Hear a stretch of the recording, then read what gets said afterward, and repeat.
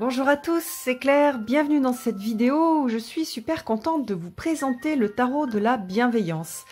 Alors, j'ai déjà fait pas mal de tirages avec de Good Tarot, il y a plein de gens qui m'avaient dit oui, il est super beau et est-ce qu'il existe en français? Et jusqu'à présent non, mais il a été traduit et il a été traduit assez rapidement puisque de Good Tarot il est sorti, j'ai regardé tout à l'heure en 2017 et le tarot de la bienveillance sort juste maintenant. Alors, je vous ai sorti quand même le tarot en anglais pour que vous voyez. Donc, on a la même présentation. Sur la boîte en anglais, on avait un peu comment dire, le rose brillait. Après, les Américains, parfois, sont pas très avisés au niveau des codes barres. C'est assez moche, alors qu'en français... ils font attention, ils mettent un petit code barre derrière. Et c'est marrant, la boîte est plus épaisse dans la version en anglais. Voilà. Alors après, sinon, vous allez voir, c'est vraiment similaire. Hop. On a un livret. Voilà. Donc... un livret qui doit faire à peu près le même nombre de pages. Alors l'anglais, comme je l'ai brassé, oui, on a le même type d'informations dans le livret. Et puis donc on a les cartes. Donc dans la version en français, on a de la chance. Il y a des jolies bordures dorées. Et moi, comme il n'y avait pas de bordure, j'avais fait des bordures en une sorte de doré antique. Mais ça, c'est moi qui les ai faites. Voilà, et puis ensuite, au niveau des cartes, alors il n'y a jamais tout à fait la même tonalité, donc là c'est un petit peu plus pastel, un peu moins sombre, il est un peu plus sombre. Vous voyez qu'on a un traitement glacé pour les deux. Voilà, et puis on retrouve en fait exactement les mêmes polices d'écriture en bas, donc ça a été super bien respecté, donc il y a vraiment un joli travail de traduction et d'adaptation en français qui a été fait, donc ça je trouve ça très chouette. Voilà, donc hop, on enlève l'anglais, on va regarder le français. Alors c'est un tarot que je trouve très beau, il a été réalisé par Colette Baron-Ritt, qui est un auteur que j'aime beaucoup. Et puis donc aussi les illustrations ont été faites par l'illustratrice avec laquelle elle travaille toujours, qui est Jenna Della Grottaglia. Grottaglia. Et qui fait des choses très poétiques, on est beaucoup dans du rêve. Et j'aime aussi énormément. Après, au niveau du livre, j'avais été à l'époque un petit peu déçue parce que je l'ai trouvé moins bien fait que ce qu'elle a pu faire pour ses oracles. Et voilà, donc au départ, vous allez voir pourquoi. On a donc un message, son histoire avec le tarot. Pourquoi créer le tarot de la bienveillance? J'aime bien aussi que la traduction ait été le tarot de la bienveillance et pas le bon tarot, et plutôt dans l'idée du good, ce qui est bon, ce qui est bienveillant. Voilà, qu'est-ce qu'il y a d'autre? Donc comment est-ce qu'il fonctionne? Voilà, tout est dans l'intention. Donc ça par contre c'est bien écrit, hein, ça ressemble à ce qu'elle fait pour ses... pour ces oracles. Donc après on a la présentation des cartes, ensuite donc la présentation des suites, la présentation des cartes de cour. Donc vous voyez, on a les valets, à la place des cavaliers on a les messagers, puis les reines et les rois, avec quelque chose de général sur toutes les cartes de cour. Donc tous les valets vont avoir un peu comment dire, cet esprit-là, tous les messagers, celui-là, etc. Donc ça, c'est bien pour les débutants, pour apprendre. Et même moi, j'aime bien regarder sur quoi est-ce que l'auteur est parti. Ensuite, on a la signification des nombres. Donc c'est pareil. En fait, associé au nombre, on a beaucoup de choses. Souvent, on se retrouve à peu près sur 1, 2, 3, 4, 5. Et c'est après que on a des différences entre les différentes traditions, c'est-à-dire voilà, le 6 peut avoir plusieurs significations, le 7 aussi, le 8, donc c'est intéressant de savoir sur quoi elle est partie.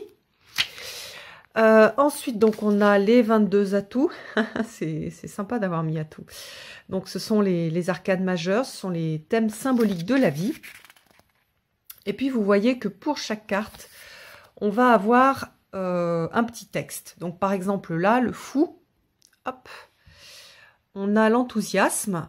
Je sais qu'une démarche spirituelle paraît rarement logique et qu'elle peut même sembler irréalisable. Cependant, quand je tire cette carte, je peux courir le risque et avoir confiance que tout est possible avec la foi. Le royaume invisible me révélera chaque étape au fur et à mesure. Je suis destinée à vivre cette expérience, peu importe où elle m'entraîne. J'apprends que je suis un être spirituel qui vit une expérience humaine.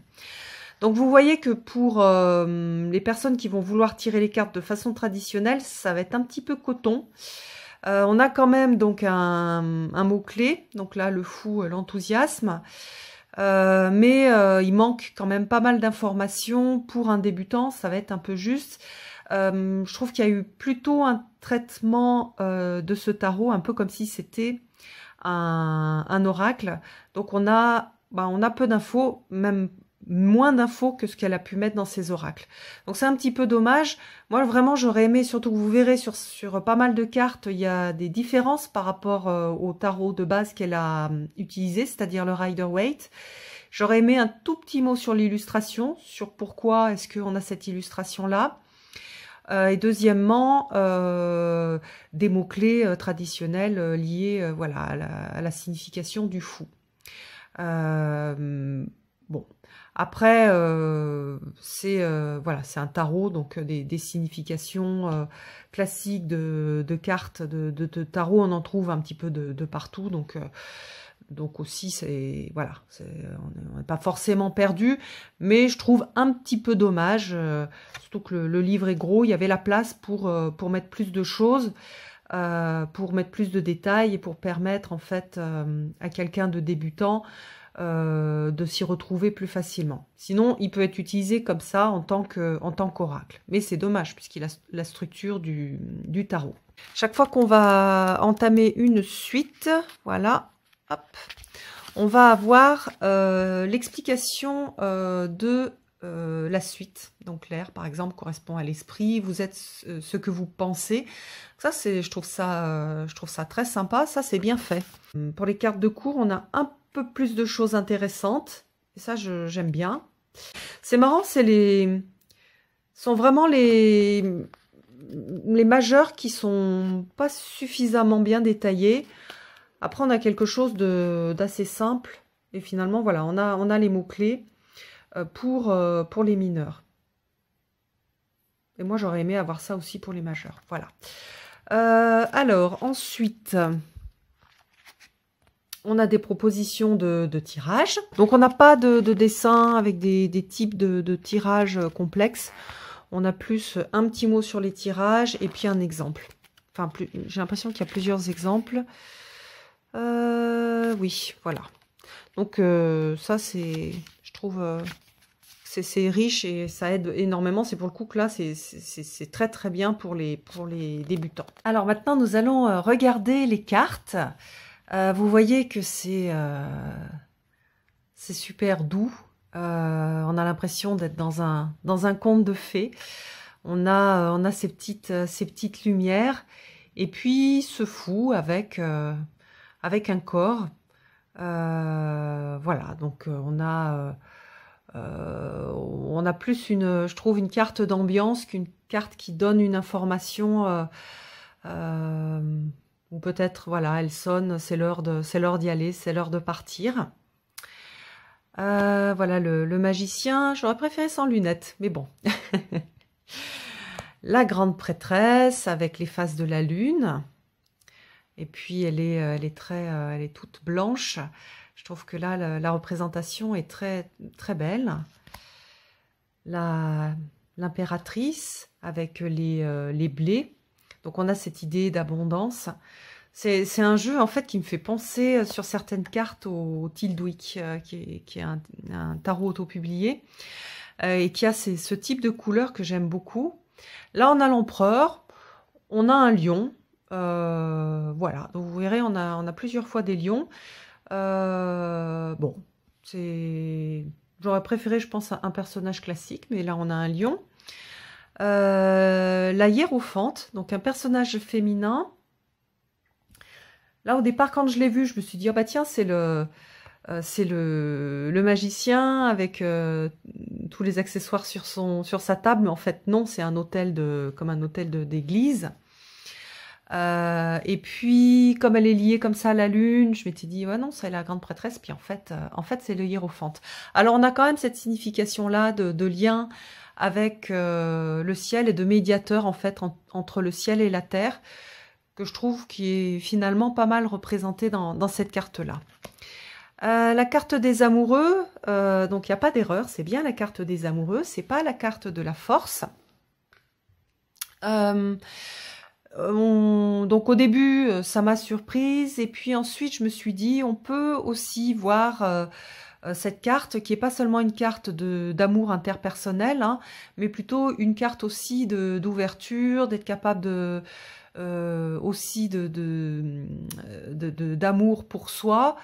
Il y a aussi cette idée de choix avec le côté, on va dire, des instincts et le côté de l'âme.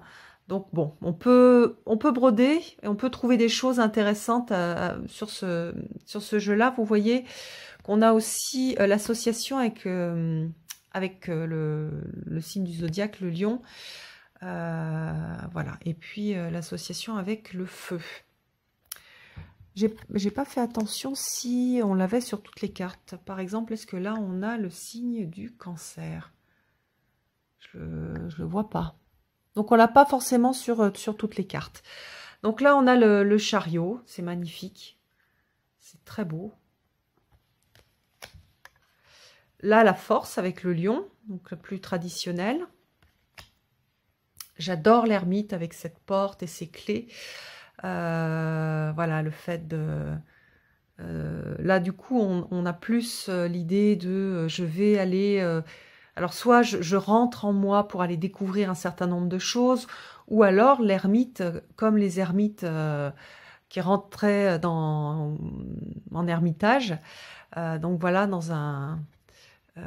pour une femme dans un couvent, par exemple. Donc voilà, il y a cette partie-là que je trouvais intéressante, et en plus, j'adore cette carte, je la trouve très belle. Et puis, il y a cette idée de clé, de trouver la clé. Une jolie roue de fortune aussi, avec le soleil, la lune. Ça fait assez alchimique, en fait, comme présentation. Je la trouve très jolie. La justice, donc on retrouve l'épée et la balance. Le pendu, très joli. Alors là, on n'a pas la mort, on a la transformation, avec une jeune fille qui a l'air de souffler sur, ou qui est en train de voir la renaissance peut-être d'un phénix dans ses mains. Alors, la tempérance a été traduite par la patience. Je sais pas, je vais regarder en anglais.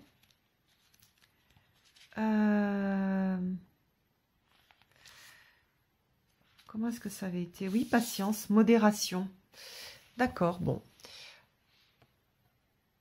Bon, il y a beaucoup de choses, il y a plus de modération que de patience en fait dans cette carte-là. Donc on a, vous voyez que sur son cœur, on a une horloge, donc ça va bien avec cette idée de patience. Qu'est-ce qu'il y a comme message?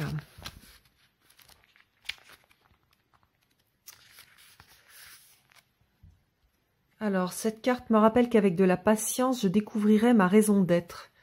Tous mes besoins sont comblés, même si je ne le vois pas encore dans le monde extérieur et visible. Les anges veillent sur moi, la modération en toute chose est requise en ce moment. D'accord. Bon. La tentation, j'aime beaucoup. J'adore cette représentation du diable, avec la pomme, avec le coffre. Très chouette. La tour, alors là, on n'a pas... elle n'a pas l'air de... Il n'y a pas d'idée de destruction dans cette tour, au niveau visuel. Alors moi, j'aime bien les tours qui reçoivent soit d'où sortent un élan d'énergie ou qui reçoivent un coup de foudre. Je trouve que ça représente très bien la signification de la carte. C'est pareil, là, on va aller regarder. Les surprises. Lorsque cette carte apparaît dans un tirage, les choses se produisent très rapidement. L'image de cette carte pourrait présager un changement total de paradigme ou un bouleversement soudain qui fait disparaître une chose pour la remplacer par quelque chose de meilleur. Peu importe ce que c'est, cette carte me dit que des événements inattendus seront très intéressants et me donneront l'occasion de me transformer positivement si je garde les yeux ouverts. Donc là, l'explication est pas mal. Mais dans cette volonté de ne pas faire de cartes effrayantes, du coup, elle perd un peu elle est moins parlante, voilà. L'étoile est super belle, regardez, l'étoile, la lune, on a vraiment très très belle carte là. Et le soleil, c'est pareil. J'aime beaucoup que les astres aient été représentés comme ça. De la même façon, ça permet d'avoir une sorte d'homogénéité, de continuité. Alors, on a l'appel pour le jugement. Et puis, le monde avec les astres qui sont alignés. Pareil, j'aime beaucoup. Alors, ensuite, on va avoir la suite d'air. Donc, c'est la suite d'épée. Donc là, on a le valet, on a le messager. Vous voyez, les cartes ne sont pas forcément ultra parlantes. Si, la reine d'air, j'aime beaucoup, puisqu'on a la chouette avec cette idée de sagesse. D'ailleurs, cette personne, on la retrouve dans un autre de ces oracles. Où je l'ai déjà vu, ce modèle. On a le roi d'air, donc on a aussi des masques d'oiseaux. Donc c'est intéressant ce lien avec les plumes, les oiseaux. Alors ensuite, voilà, l'as d'air, le 2 d'air. Donc on a cette idée de 2, de choix, mais bon, c'est pas... faut un petit peu le connaître. Le 3. Donc toutes les cartes, celle-ci, hein, le 3 d'épée, c'est une carte où on a un cœur avec 3 épées qui sont à l'intérieur. On va regarder comment est-ce que ça a été traité. Hop. Point positif, départ naturel. Le rejet est une protection de Dieu. Une personne m'aide à voir la vérité par rapport à cette situation. Pardon. Ce qui m'appartient vraiment ne peut jamais m'être retiré. Le rejet est une protection d'esprit. Il est dans mon meilleur intérêt de lâcher prise et de laisser quelque chose de mieux se produire. En dépit de mon malaise temporaire, accepter de voir la vérité est mon plus grand bien, cela passera également. Je retrouve hein, la signification, une des significations du 3 d'épée, mais bon. Regardez ce mignon petit oiseau.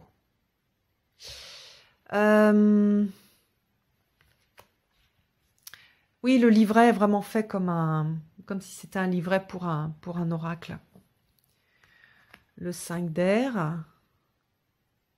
Alors celui-là, j'avais été surprise aussi de l'illustration, mais finalement, je me suis dit, tiens, c'est vrai, l'idée de attention à ce que l'on fait, de l'équilibre à trouver, à retrouver, et du côté déstabilisant, en fait. Voilà, quand on est sur un fil, on n'est pas sur du 4, bien posé sur les 4 pieds d'une chaise, on est sur, voilà, sur quelque chose de plus périlleux.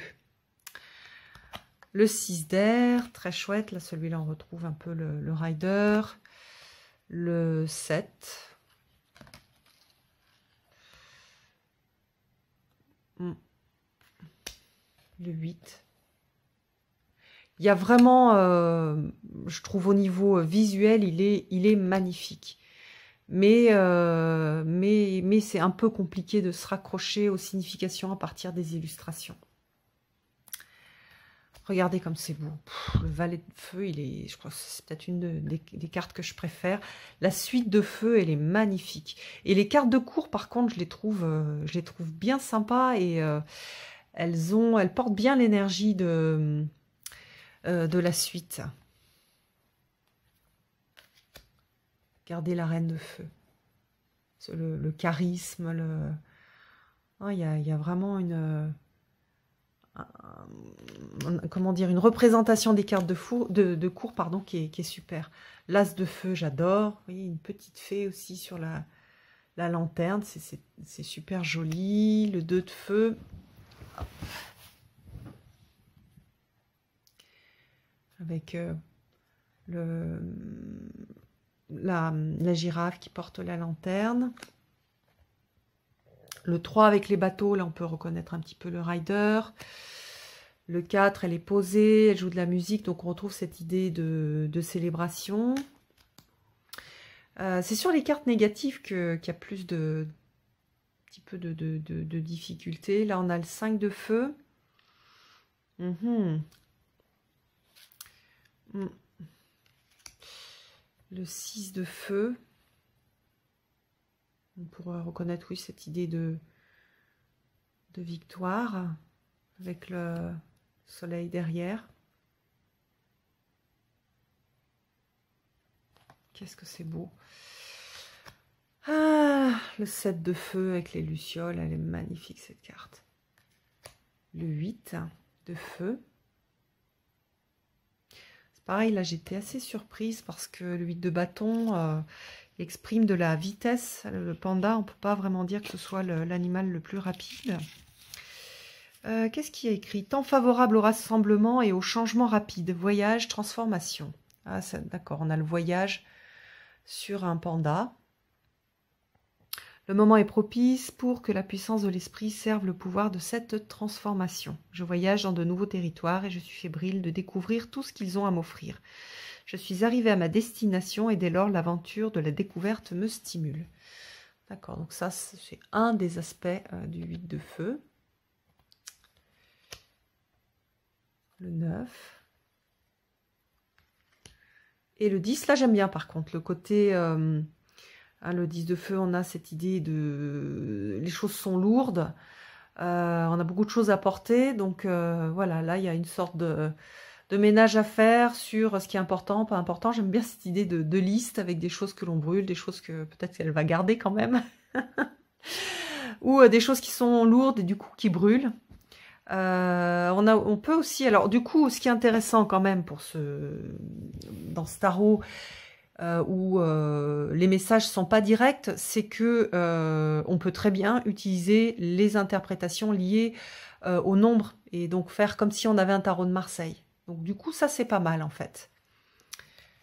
Alors ensuite, le valet d'eau, le messager d'eau. Vous voyez que les messagers, chaque fois on a un portrait. La reine d'eau et le roi d'eau.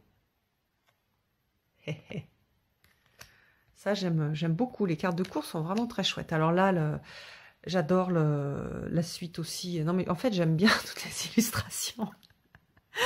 La suite de coupe, donc la suite d'eau, on a des perles. Donc là, on a cette idée de numéraire, en fait, de cartes numéraires avec, comme dans le tarot de Marseille, là, on va avoir une perle, 2 perles, 3 perles avec quelques décorations autour.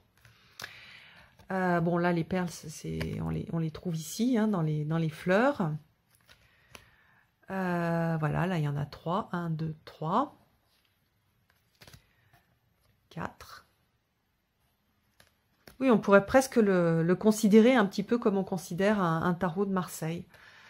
Disant, bon, sauf certaines cartes, mais disant qu'on va, vous voyez, on a les perles ici aussi, hein, on va utiliser la signification des nombres plutôt que, pour être autonome, pardon, plutôt que la signification du Rider-Waite.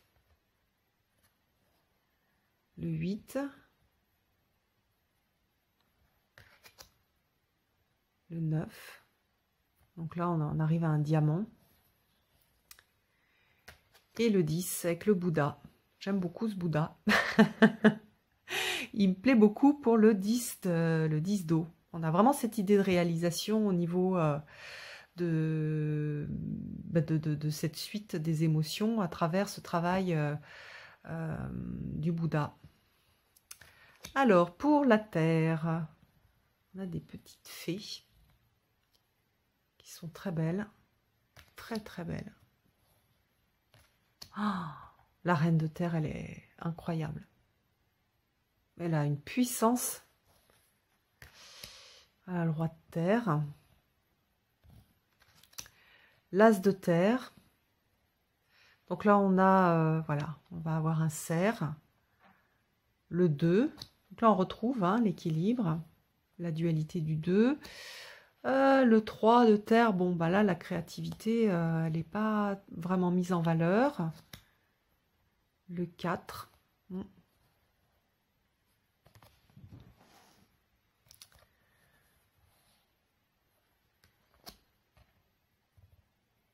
Le 5. Alors peut-être dans le visage du personnage, on a quelque chose qui a l'air d'être peut-être plus difficile.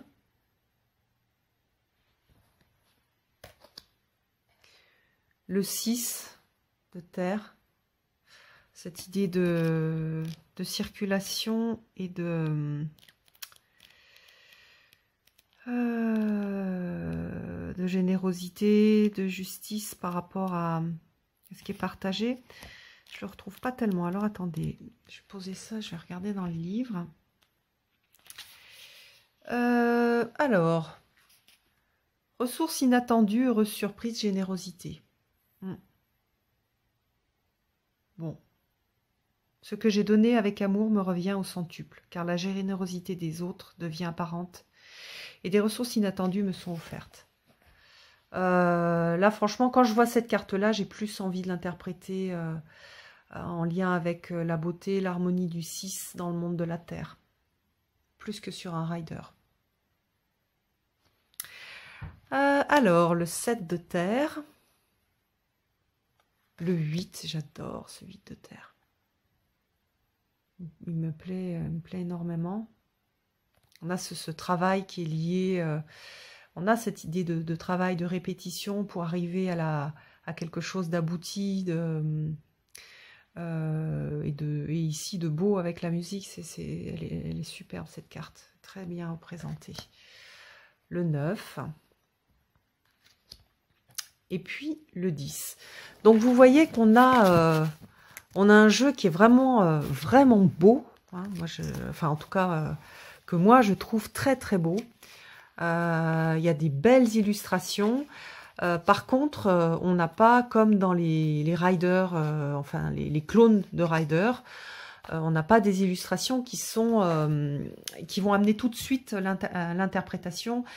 Par exemple, c'est vrai que quand on a commencé à travailler un petit peu avec le rider, dès qu'on voit la carte, tac, comme on a une scène de vie, les interprétations reviennent tout de suite.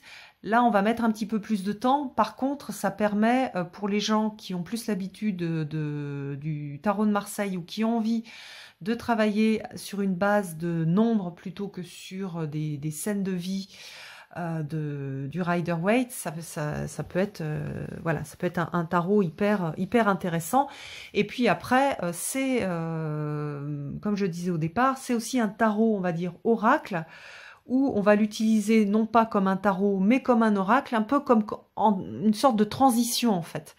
J'ai l'habitude des oracles, j'ai envie de découvrir un petit peu le tarot. Je prends ce jeu-là, je vais l'utiliser comme un oracle, c'est-à-dire je tire ma carte et je vais aller voir dans le livre. Et petit à petit, je vais peut-être commencer à retenir 2-3 significations. Voilà. Les mineurs, c'est pas si mal fait que ça. Bon, j'aurais aimé plus de choses, mais bon, ça va, il y a quelques mots-clés. Les majeurs, c'est vrai qu'il va manquer des mots-clés. Ce que je vous conseille de faire, c'est de regarder par exemple mes vidéos. Sur les majeurs, j'en ai pas fait sur les mineurs parce que j'ai pas eu le temps et que ça prend voilà, beaucoup de temps, beaucoup d'énergie. Et de rajouter dans votre petit livre, si vraiment vous êtes amoureux de ce tarot, vous rajoutez les mots-clés que j'ai pu donner. Ou si vous avez un autre tarot, vous rajoutez sur ce jeu les mots-clés. Et du coup, ça vous donnera un peu plus de... Comment dire, un peu plus de billes pour pouvoir avoir une interprétation intéressante. Donc voilà, j'espère que cette review qui était très attendue vous a intéressé. J'espère que vous vous êtes fait plaisir quand même en regardant ces belles illustrations. Et puis je vous embrasse tous et je vous donne rendez-vous pour une prochaine vidéo. À bientôt!